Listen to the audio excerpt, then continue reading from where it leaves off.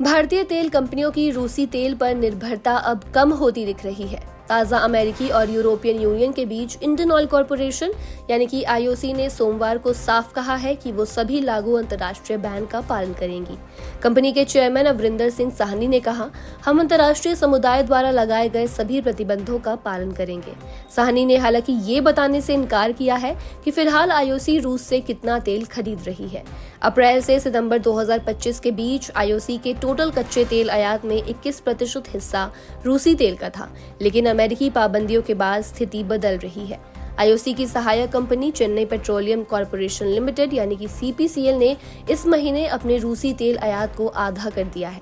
America ने 22 अक्टूबर को रूस की तेल कंपनियों रोसनेफ्ट और ल्यूकॉइल पर प्रतिबंध लगाए, जिसके अगले दिन यूरोपियन यूनियन ने भी दोनों कंपनियों के साथ लेन देन पर पूरी तरह रोक लगा दी।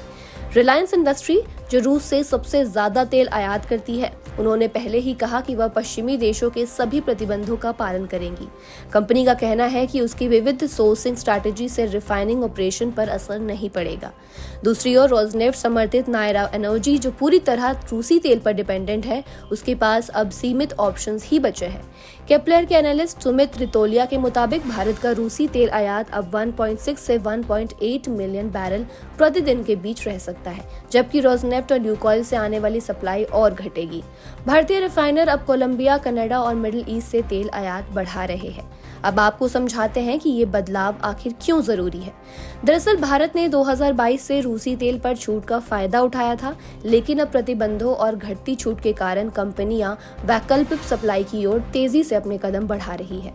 एनर्जी एक्सपर्ट्स का मानना है कि ये कदम भारत के लिए कूटनीतिक और कारोबारी संतुलन बनाए रखने की रणनीति का एक अहम हिस्सा है।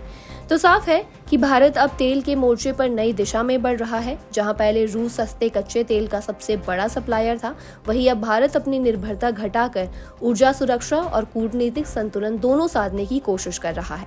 इंडियन ऑयल से लेकर रिलायंस तक सभी कंपनियां अब ग्लोबल कंप्लायंस के साथ कदम बढ़ा रही है। आने वाले महीनों में देखने वाली ये बात दिलचस्प होगी कि क्या मिडिल ईस्ट और दूसरे देशों से आने वाली सप्लाई रूस की कमी पूरी कर पाएगी या फिर तेल के दामों में फिर से उथल-पुथल देखने को मिलेगी, क्योंकि आखिरकार भारत के लिए तेल सिर्फ एनर्जी नहीं बल्कि इकोनॉमी की रगों में दौड़ता एक महत्वपूर्ण ईंधन है।